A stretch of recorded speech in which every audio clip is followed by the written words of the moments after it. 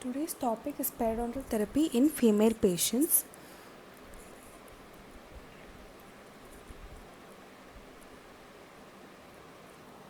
So, for introduction, throughout a woman's life, there are various hormonal influences that affect the therapeutic decision making in periodontics. So, historically, therapies have been gender biased, and periodontal and oral tissue responses can alter or create a diagnostic and therapeutic dilemmas. So, sex steroid hormones are androgens, estrogens, and progestins.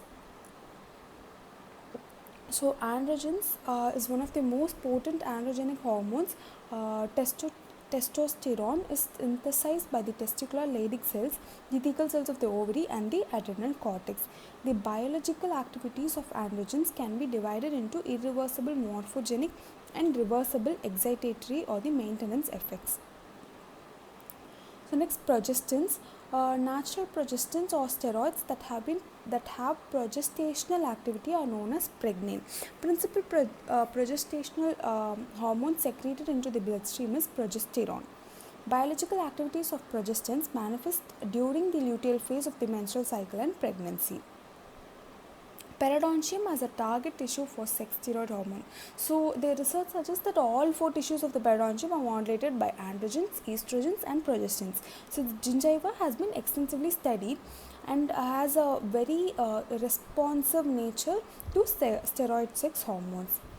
So, the response of the periodontium in disease is probably not a single mechanism, but it is a multifactorial nature. So, sex steroid hormones acts on the cells of the periodontium either directly or via the immune cells. So, similarly, microbiota also acts on the cells of the periodontium, which creates an altered gene expression and change in clinical phenotype. So, first comes puberty, which is at about age of 11 to 14 in most girls. So, here the production of sex hormone is increased and then remains relatively constant during the remainder of the reproductive phase. There is an increased prevalence of gingivitis without increased amount of plaque. So here the clinical features which is seen are exaggerated response to local factors. So even though when there is a little small amount of plaque, but the gingivitis, the gingival condition is very hyper responsive. Then hyperplasic reactions of the gingiva, inflamed tissues which become erythematous, lobulated and retractable. Then bleeding occurs easily, especially on mechanical debridement. So the mechanism for this exaggerated response is increased vascular permeability, altered microvasculature and synthesis of prostaglandins. Histologically, there is appearance of gingiva which is inflammatory hyperplasia. Susceptible to eating disorders is seen like bulimia and anorexia nervosa. And then perimoliosis, that is a smooth erosion of the enamel and dentin, typically on the palatal sides of the maxillary anterior teeth, which varies with duration and frequency of eating disorder. So how can we manage this? So a patient must be educated, that is the parent of the patient must be educated as it is one of the important factor for successful periodontal therapy. And then preventive care like proper brushing technique and use of other oral hygiene aids. Then milder gingivitis cases respond well to scaling and root planing with frequent oral hygiene reinforcement. Severe cases of gingivitis may require scaling and root planing, microbial culturing, antimicrobial mouthwashes, local site delivery and antibiotic therapies. So periodontal maintenance appointments must be more frequent when there is a periodontal instability. Also, enlargement of the parotid glands has been estimated to occur in 10 to 15% of the patient who binge or purge vomit and has diminished salivary flow rate, which increase the oral mucous membrane sensitivity, gingival erythema and caries susceptibility. Moving on, menstrual cycle. So during the reproductive years, the ovarian cycle is controlled by the anterior pituitary gland, which secretes follicle stimulating hormone and luteinizing hormone, which are produced from anterior pituitary gland. So the ongoing changes in the concentration of the gonadotrophins, the ovarian hormones, occur during monthly menstrual cycle.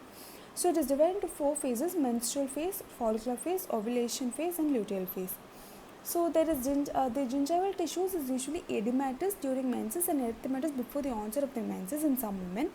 There is increase in gingival exudate There is minor increase in tooth mobility, post-extraction osteitis, intraoral recurrent aphthous ulcer, relaxation of esophageal sphincter, and susceptibility to GERD. So 70 days before menstruation, there is premenstrual syndrome, which may also occur.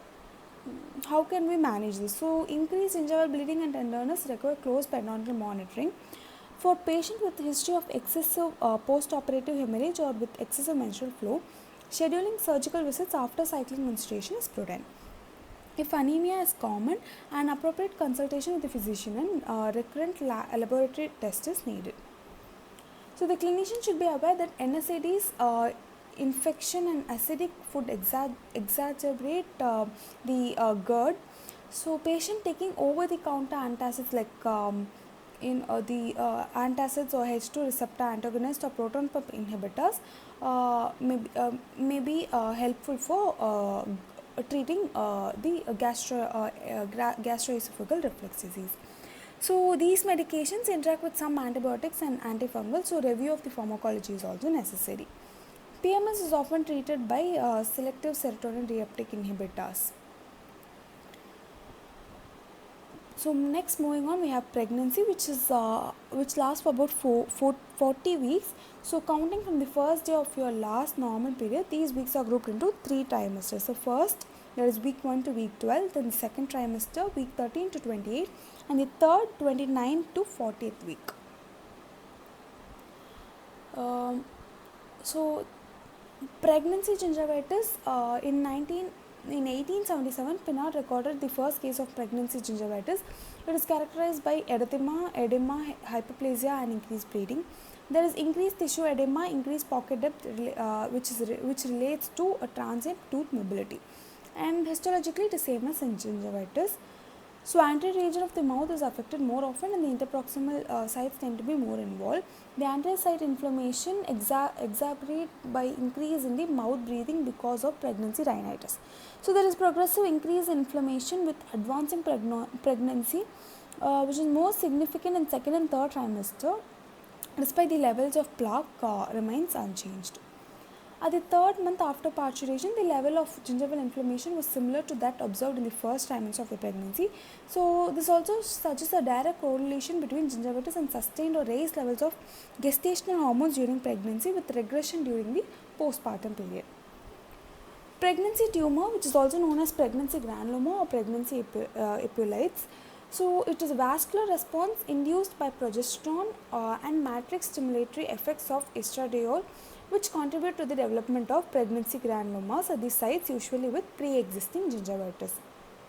So here it is seen as pedunculated sessile fibrogranulomatous lesion, which often occurs in the anterior papilla of the maxilla teeth, which usually does not exceed 2 cm in diameter. It bleeds when traumatized. It is usually purplish red to deep blue in color. So removal is best deferred until after parturition, when there is often considerable regression in their size. So its management is surgical removal of the granuloma during the pregnancy can result in recurrence due to combination of poor plaque control and hormone mediated growth of lesion. So careful oral hygiene and debridement during pregnancy are important in preventing its recurrence. So if the lesion causes functional problems or appears to have deleterious effects on the adjacent periodontium, it can be safely removed under LA. Laser surgical excision can also be done. Clinical management during pregnancy, so plaque control must be done, scaling and root planing which must be performed whenever necessary, and avoid the use of high alcohol content antimicrobial rinses in pregnant and use non-alcoholic based oral rinses. And elective dental treatment can be done only in emergency case during the second trimester. Dental radiograph is not recommended during pregnancy. So treatment algorithm for pregnant patient is oral hygiene, periodontal examination, review of the female hormones on periodontium. Effects of periodontal inflammation must be evaluated. If it is periodontal stable, then it is safest to treat during the second trimester, and maintenance is necessary.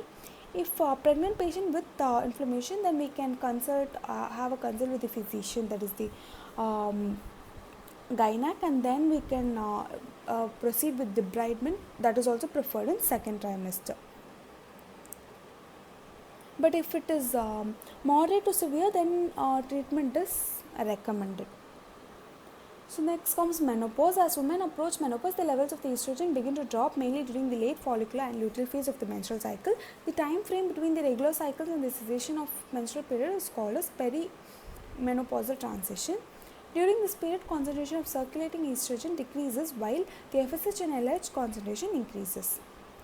Moving on to clinical features, so there is reduction in epithelial keratinization, so there is thinning of oral mucosa, xerostomia, drying of oral tissues, redness and abnormal paleness of gingival tissues, bleeding on probing and brushing, gingival recession, altered taste sensation, alveolar bone loss and alveolar ridge resorption. So how can it be managed? So hormone replacement therapy can be given. Then gingival mucosal tissue thinning where soft tissue augmentation is recommended. So brushing with extra soft toothbrush is recommended. Interfaces with minimal abrasive particles. Root surface should be debrided gently with minimal soft tissue trauma. So next, hormone replacement therapy. So it is based on the idea that treatment may prevent discomfort caused by diminished circulating estrogen and progesterone hormones, or in case of surgically or prematurely menopausal, that it may prolong life and may induce incidence of dementia. So it involves one or more group of medications designed to artificially boost hormone levels. Main types of hormones involved are estrogens, progesterone or progestins, and sometimes testosterone. So to conclude, there are series of reactions happening within the body of females during hormonal changes. So improper oral hygiene and hormonal imbalance seen during different life cycle of the female patient exaggerates the oral tissue response to the plaque and other local factors, thus worsening the condition. Hence, it is very important to prevent and educate the precautions that are needed to be taken at the earliest once the condition of the patient is known.